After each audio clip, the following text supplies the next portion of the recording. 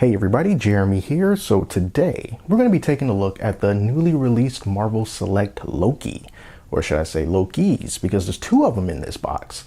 So these figures are exclusive to the Disney Store, shopdisney.com, and shopmarvel.com. It's going to cost you around 30 bucks. So these Lokis are based on the comic book. So this isn't based on the Disney Plus show that just wrapped up. So we're going to get some comic book versions of these, and as usual we have the traditional way too big Marvel Select packaging, but he does come with a few accessories. We got a sword, we got a dagger, we have his scepter, and then we also have a couple of interchangeable arms because the jacket is removable. And then of course Kid Loki, which when we take it out you can make your decision on whether or not he is an accessory himself. So let's take a look at the side of the packaging, which I think looks really cool. That's a really awesome image of Loki there. And then the back. All right, so that's it. Let's bring out the chainsaw. Let's open this up and take a closer look at these figures.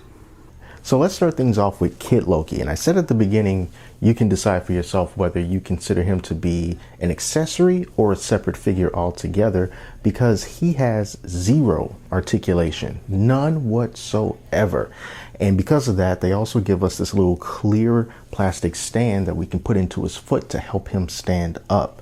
So we can just look at him. His hands are completely sealed shut, so you can't even give him like a little dagger accessory or anything like that.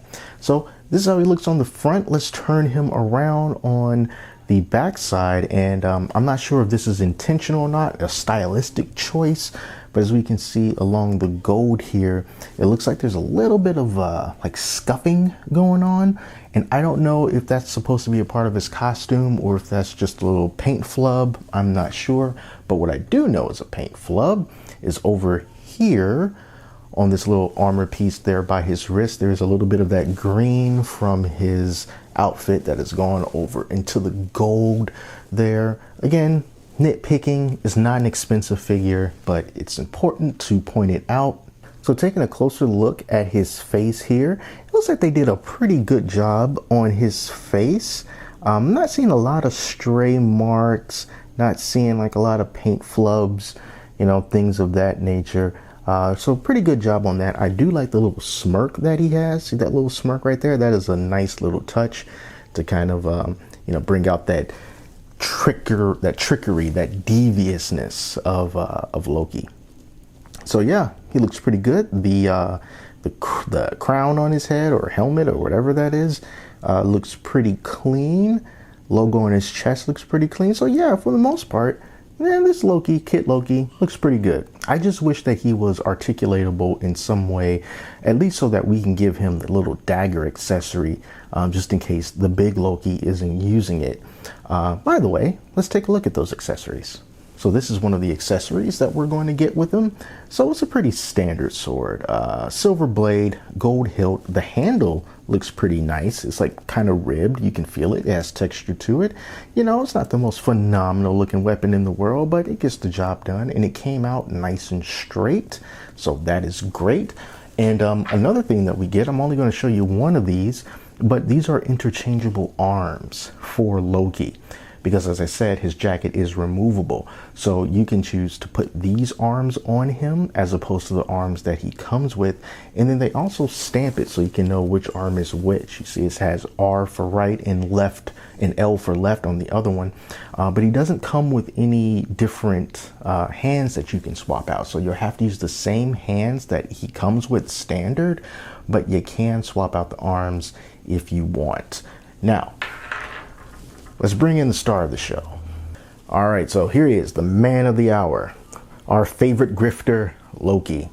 So, like I said, he's based on the comic book version of Loki, so you don't have to worry about him not looking like the actor that plays him in the Marvel movies and the Disney Plus TV show, because he's not supposed to. But I think that he still looks really good. Another weird decision that Diamond Select made when creating this figure, I'm not too sure if I'm really into this or not. As a matter of fact, no, I'm not into it. We can look on the top of his head. So look at the top of his head and you can see that blue there? It's like they were going for some kind of, I don't know if they were going for a comic book effect or some type of shadowing effect, or I'm not sure.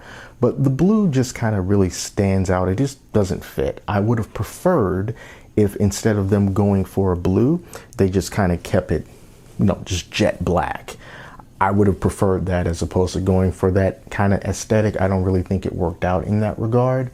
But one thing that I do think worked out in a regard to paint is the metallic paint right there on his chest. Got that armor piece there, and it's a nice differentiation between the metallic paint here and the kind of more flat dark green paint here. And they also added a little bit of black in on the jacket as well, and that helps like with the whole effect, trying to go for weathering and a nice little shadow effect. That works from that perspective. And we can even see down here at the bottom, it's all torn and ragged. It looks a little bit dirty there.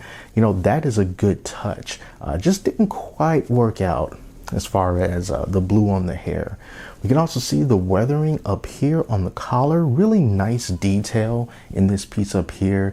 It's a very intricate, ornate design there on the collar. And then you can also see up here in like the furry part, it's a little bit wrinkly, a little bit dirty. It looks nice and worn. It's like a Loki that's seen some things, not just hanging out, sipping on champagne and eating grapes. He's been up to something.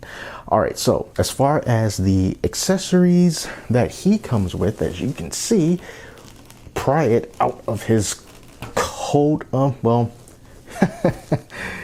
Little joke there if you've seen the Disney Plus show. It's funny how that works out.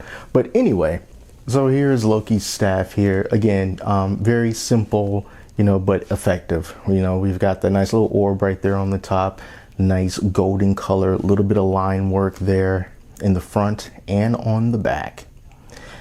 And it looks pretty good. The funny thing is, when I was trying to get it out of his hand, one of the things that I was going to say is that this was sliding out of his hand pretty easily. And then as I was trying to pry it out of his hand, I couldn't do it, and ended up taking his hand with him. So I don't know, maybe that's like a change in temperature in here. Maybe that made him grip it a little bit more. But yeah, that's one accessory that comes with him. And then also, he's got a dagger. He's got a dagger there under his jacket. Pull that out real quick while he falls to the floor.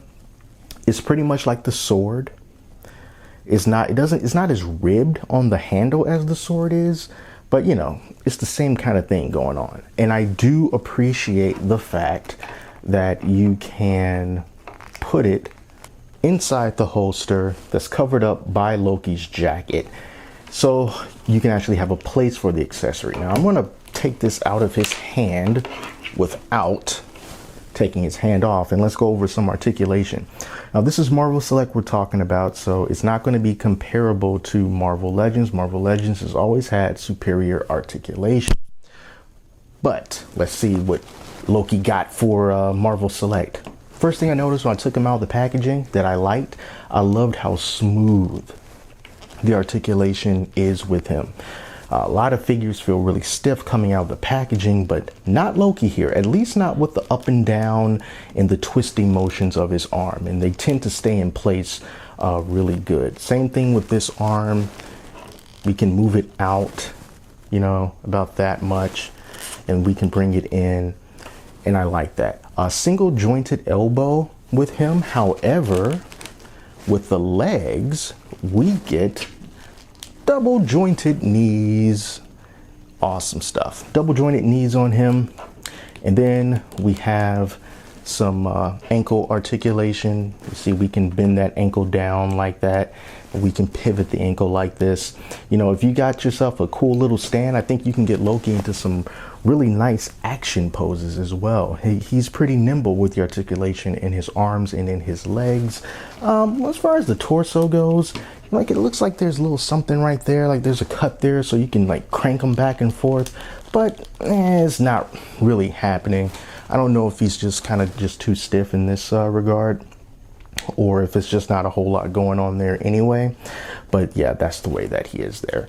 And then as for the head, can't really move it up and down all that much, but you know, side to side, you got it.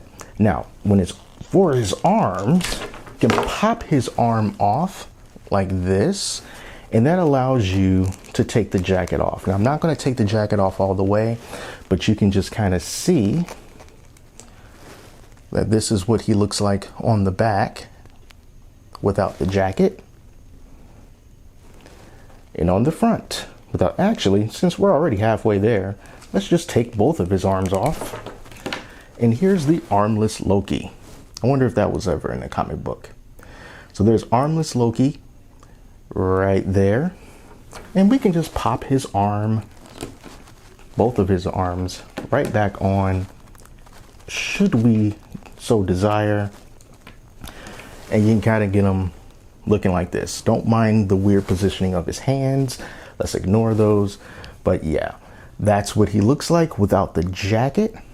And of course, remember that you can swap out the arms that he currently has with these arms here. So there you go. This was the Marvel Select comic book version of Kid Loki and Adult Loki. That's exclusive to the Disney Store and shop.marvel.com. And I think that these are pretty good figures. Even though Kid Loki doesn't have any articulation, I'm not really hung up on that. I still think that is nice to have him around, and definitely awesome to be able to have him next to an Adult Loki. The only thing is, when it comes to Marvel Select, you have to kind of consider the scale that you want and whether or not it's going to fit in with your collection, because these are larger than Marvel Legends figures.